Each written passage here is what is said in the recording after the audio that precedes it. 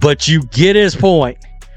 Christine Brennan went on CNN to talk about the fallout of this. She shared it on her last year, the highest rated playoff game, 2.5 million, going up to a peak of 3.4 million, which Las Vegas did beat Indiana.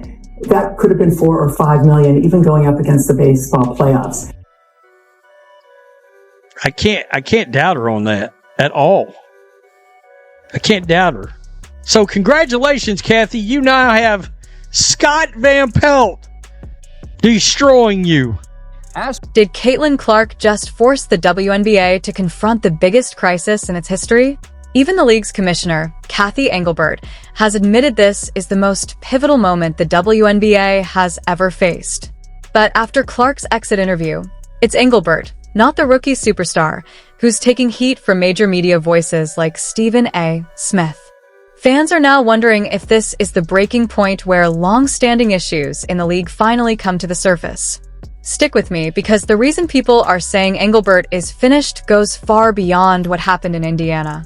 This is really a story about who holds the power to shape the future of women's basketball.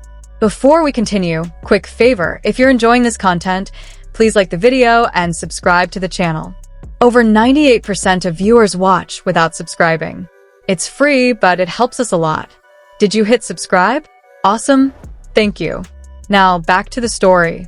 So, why did a single interview at the end of the season ignite such a massive debate across sports media? It wasn't after the finals. It wasn't a dramatic locker room outburst. It was simply Caitlin Clark sitting down for her exit interview. That's what made it so unusual. Her voice was calm, and her words weren't explosive, but something clearly felt off. You know that moment when someone stays polite, yet you can sense the frustration just beneath the surface? That's exactly what people picked up on. Gotta go. That's a weak-ass response. I'm gonna say it one more time. That's a weak-ass response. That's where we're going to stop with Stephen A. For Caitlin Clark's second and last playoff game a full year ago. This year they're in the 1 millions, 1.5. Oh boy. Cathy Engelbert, the WNBA, Caitlin Clark commented, quote, "We need great leadership at this time across all levels." Nafisia shared on Cathy Engelbert, said about her, "Hasn't heard from Engelbert since. Your commissioner did not reach out to the most popular." Her responses sparked a firestorm. Fans, reporters, and former players began questioning not just her health, but whether the league's leadership had lost its grip entirely. Clark explained that she had been grinding through rehab, putting in daily work just to get back to full strength. She acknowledged the ankle injury was serious, one of the worst sprains she'd ever suffered, and revealed it happened during only her second full workout back. That detail stood out. She wasn't selling a smooth or speedy recovery. Instead, she admitted the ankle injury made it impossible to even know whether her groin had fully healed. In simple terms, it pointed to repeated setbacks and lingering uncertainty. Yet she never lashed out. She didn't criticize the medical staff or point fingers at teammates.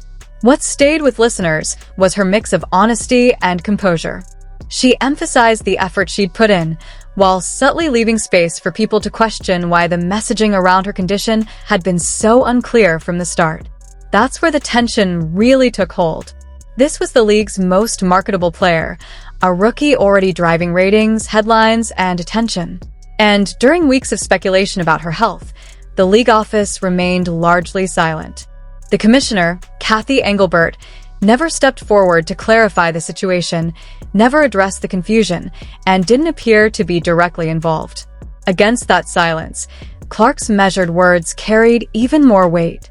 Once people connected the dots, the story began to look less like a routine injury update and more like a leadership failure at the very top. Twitter. Affecting the league. Well, it's certainly what could be with the TV ratings has not happened. Understand it and frankly embrace it. Why would you have trouble with it? Obviously racial issues, there's a lot going on. As soon as they figure that out, then they will be able to move forward. She said if she'd played in Game 5, that'd have been a 4 or 5 million viewed basketball game without her being gone first. Stephen A. Smith, and we'll just go from there. Cathy's getting crushed. Cathy Engelbert needs to resign. This is the most important time in league's history. Fee said it all. Nafisi Collier said it all. She also did say she hadn't heard the story. Clark's exit interview offered just enough for critics to seize on. She made it clear that strong leadership was essential at a moment she described as the most important in league history. That alone was a loaded statement. She never mentioned Cathy Engelbert by name, but the implication landed squarely on the commissioner's desk. When the league's biggest star calls for leadership, and the person in charge has been largely absent, it feels less like commentary and more like a quiet indictment. The media responded immediately. Stephen A. Smith didn't hold back, going straight at Engelbert and calling her response weak. And everyone knows the weight his voice carries.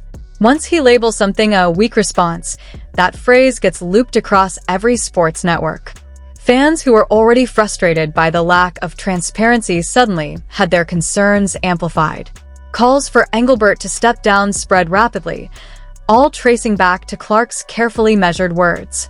Then Christine Brennan turned up the heat even more, this time on CNN. She didn't argue from emotion. She came armed with data. Clark's games were pulling in 3.4 million viewers, numbers the league hadn't seen in decades. Brennan even suggested that a potential Game 5 playoff appearance featuring Clark could have drawn 4 to 5 million viewers.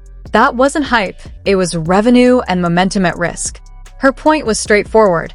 How can the league claim growth while failing to properly protect and manage the player driving that growth? Others added to the criticism as well. Nafisa Collier pointed out Engelbert's complete absence from the conversation. No public statements, no outreach, no visible leadership. For a commissioner, the silence was impossible to ignore. Caitlin Clark is it. She is by far the economic rocket ship of that league. As soon as a leader and the players admit that, they're not going to reach 2.5 million. Caitlin Clark, had she been playing last night in Game 5 of that series? That she has not already been removed from leadership. I don't know how they get a CBA done without superstar in women's sports. The commissioner didn't call her about this. I'm shocked that Cathy Engelbert's got a job right now as we speak. That absence made it look like the commissioner wasn't truly connected to the problems facing the league. Fans began pointing to social media numbers as evidence of just how upside down things had become. Caitlin Clark has roughly 3.6 million Instagram followers, more than the WNBA's official account. When a rookie already eclipses the league's brand online, leadership silence becomes even harder to justify. By the end of the week, what began as Clark explaining a painful ankle sprain had grown into something far more serious. Those exit interviews exposed a widening gap between what the league claims it wants and what it actually delivers. Cathy Engelbert never took control of the moment, and instead of calming the situation, the lack of response only fueled more chaos. That's why so many reporters and fans now point to these interviews as proof that league leadership isn't matching words with action. The question hanging over all of this is unavoidable. If things can look this unstable over one player's injury, what happens when the new collective bargaining agreement and Clark's massive economic impact collide with the same leadership structure? Caitlin Clark is already the engine driving the league's growth, yet leadership increasingly looks like the brake instead of the accelerator. Franchise values are rising. The CBA is nearing expiration. This is the exact moment when steady, visible direction matters most. Instead, Cathy Engelbert is facing mounting criticism, with voices like Scott Van Pelt openly suggesting she's in serious trouble. The risk is obvious. The WNBA has a generational star with more followers than the league itself. If Engelbert can't step up now, should the league really risk its future by staying the course? Or is it time for a change at the top?